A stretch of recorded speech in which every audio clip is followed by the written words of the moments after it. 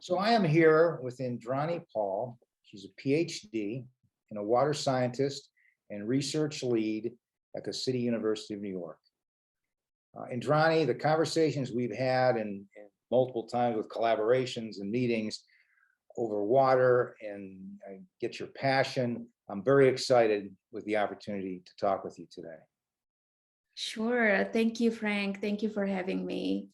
It's a delight to be here. Thank you. Good. So why don't you give us a little background on yourself as it relates to your passion for water? Yeah, sure. The passion for water, it's a journey by itself. Looking back in life as a child, I helped my family to fetch water in a pail from a nearby tube well that many of the households in the community shared as their only drinking water resource.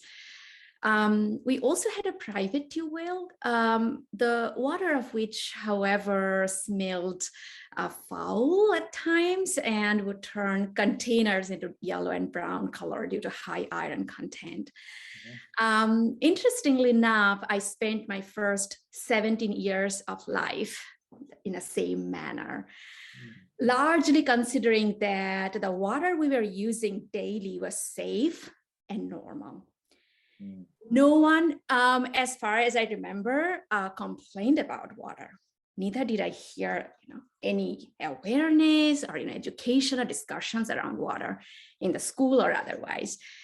So the education and awareness was largely absent in my earlier life.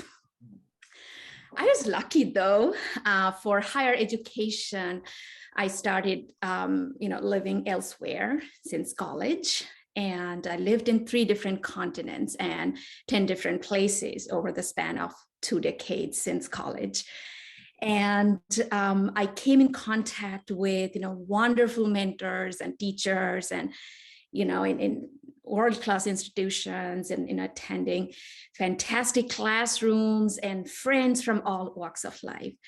So really, it's the contrasting and wonderful experience, really instilled the urgency and philosophy around water that was, once absent, culturally speaking. I became more and more conscious with time. So the passion really only grew with time and experience, from the contrast, from the awareness. So which is still growing, I have to tell you, Frank. So today my classroom is full of professionals from all walks of life than ever before. And, I indeed feel lucky to be in the water sector. And I think that I have lots to offer too. So, this is the most exciting time for water sectors. And I really feel happy that water really came to me. And I happily accepted it as my career. So classroom of professionals, you're a research scientist lead. So every day, what kind of motivates you every day? What gets you going? Sure. Regarding water, and I don't think, there is any dearth in motivation, if you're aware, if you're conscious, and, you essentially, end up studying or you're teaching any aspects of water, or, doing anything about water, essentially. So you sort of, it takes you, automatically, and you sort of start working for the betterment of the environment, people and society at large, take on anything regarding water, right? So I get easily attracted to any and every water problem on Earth because I see water, in a holistic manner. Currently, though, I'm more inclined towards identifying socioeconomic aspects and human aspects that are more critical to consider, to place the right solutions at the right locations. So, which is really an area where I'm observing that, more systematic work is needed. So regarding motivation, there isn't any shortage of motivation, really. I get excited about like any and every water issue and their solutions. So on your LinkedIn, you say you have a passion to solve water risks. Talk about that and why at this point and in your position you think that's important. Absolutely. So you talk about, any water issue, and essentially you're talking about, you would see that your motivation is tied to, how it impacts environment, how it in fact, it impacts people. And that is the risk essentially we're talking about, right? So water risk is felt differently, although, by different sectors and institutions and society and organization. So thus, the risk is defined and interpreted differently, even when, maybe, two locations are experiencing, the same degree of water scarcity or water stress. So people actually are the key here. So although in my research, I've spent years being fascinated by the causes of water risk. Essentially, I was working on, physical water risk. Okay, like, so the causes of possibility of entities and people experiencing water-related challenges.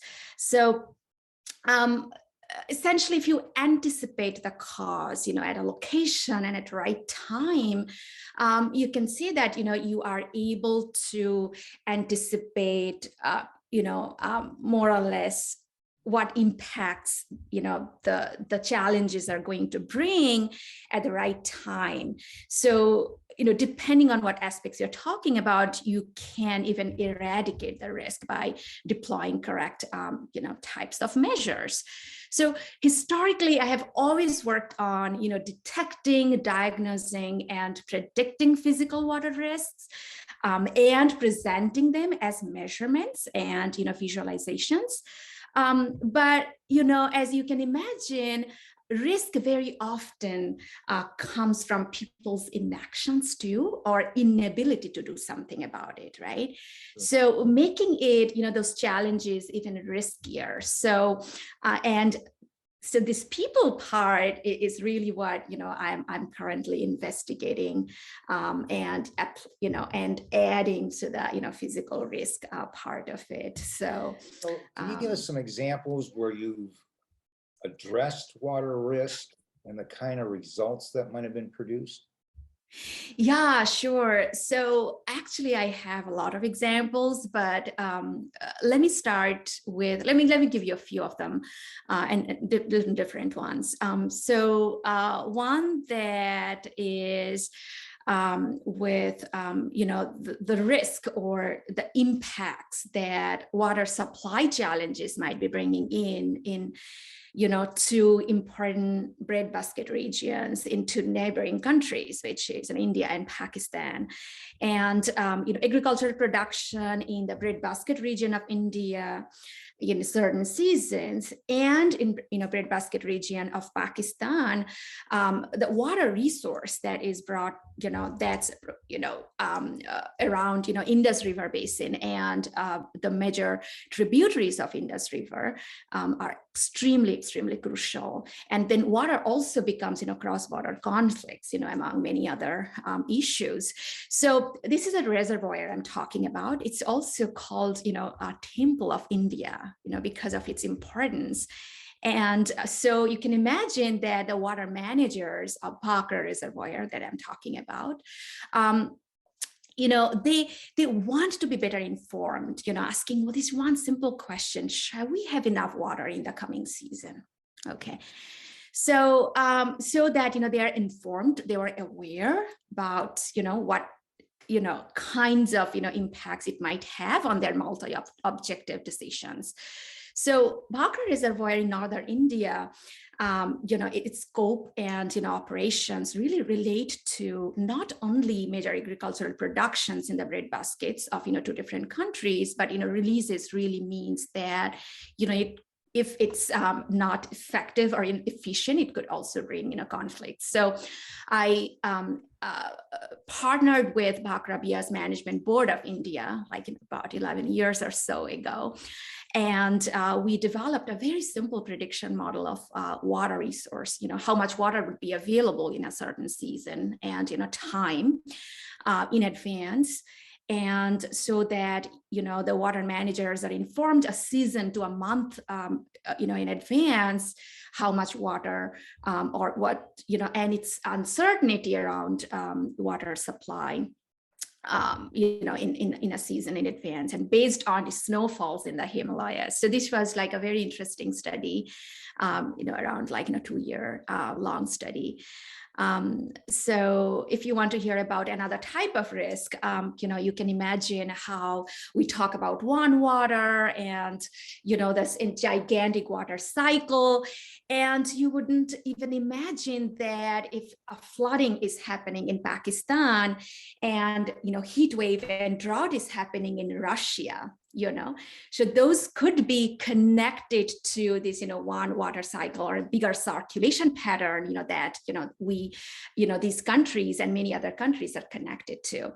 So you can imagine that, that kind of impacts if they're happening at a time, due to flooding, the wheat crop is getting destructed, in Pakistan. And at the same time, Russia being, one of the, bigger exporters, due to heat wave, wheat crop is getting,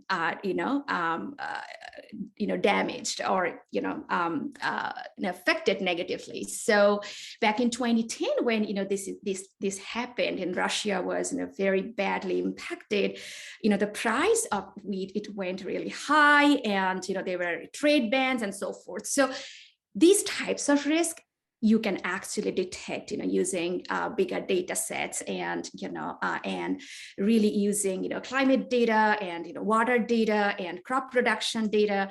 So in a work that, really close to my heart, I dived deeper into agricultural productions and these similarities and cross-connected, impacts, concurrent and synchronized, impacts on, food production, globally speaking. So this is like a larger scale study, really asking how the, this, bigger scale, a larger scale, hydrological cycle and climate might be impacting crucial growing regions on Earth, at the same time, and really leaving, these rippled impacts on the globe on food prices and, other, trade impacts and so forth. So this is like another type of risk I'm talking about. So I'll stop here, Frank, and we can. There are more, but I'll stop here. Certainly, you've covered a good portion of the globe, and you're in depth in so many things. What maybe 1 or 2 pleasant surprises have you encountered, as a water scientist and in your leadership position? Oh, this is my favorite question, Frank, and it also relates to my current work and, of course, my partnerships with Global Waterworks. So really, Frank, all these interesting works and or like interesting diagnosis and detection of risk. Unfortunately, my works, they remain in theory. Meaning that many of them, and I would say most of them, they are rarely being used, So, and that is my biggest hurdle and, source of disappointment. Although, I can be very well happy and, be with publications and all that, but this really user-inspired research, I would love to see them, being used.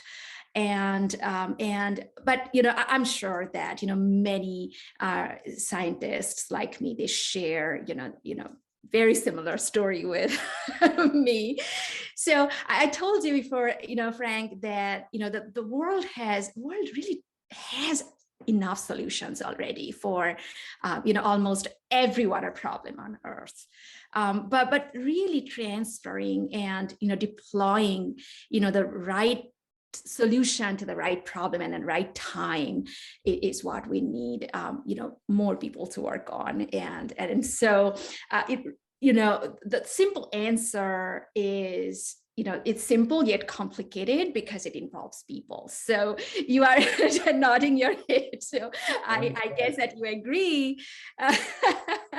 So in my pleasant surprise, though, Frank, I'm glad that I discovered that, and I'm willing to really use those skills and experience into investigating something that involves people, and really delving deeper into people's willingness or unwillingness to take action, or or take being in action. So I see that there is a greater disconnect between how the current water risk is viewed by researchers or even by solution providers versus how the risk is actually felt and realized by people, so leading to action or inaction. So yeah, so it's I would say it is a it is a surprise, pleasant surprise, and I'm glad that I started working on it. Well, I think that, and I think you agree, and we certainly believe very strongly that it's important to solve the water crisis. We're going to need to get people connected with their water. So you've developed a relationship with Global Waterworks. There's plenty of water organizations out there. Why Global Waterworks? Sure, Frank. I love Global Waterworks.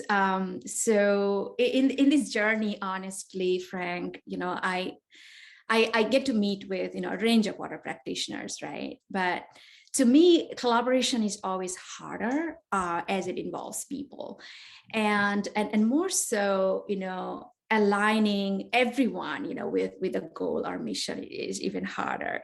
So when I first learned about Global Waterworks, its mission, connecting, drops of interest, for, waves of impacts, I was like, wow, so this exactly was, the pleasant surprise that we were talking about, right? So not only so, Global Waterworks is, about engagement, right? Like, with people, and to help people collaborate. And that was exactly what, I was looking for. And that was missing, in the research part, that I was talking about. So, I have had so many conversations since, right, with Mary, with you on Zoom, on emails, and I always felt that every one of them is read and valued, and that is a great feeling to have. And I really have good feelings about our partnerships, Frank, and thank you, and thanks to Mary for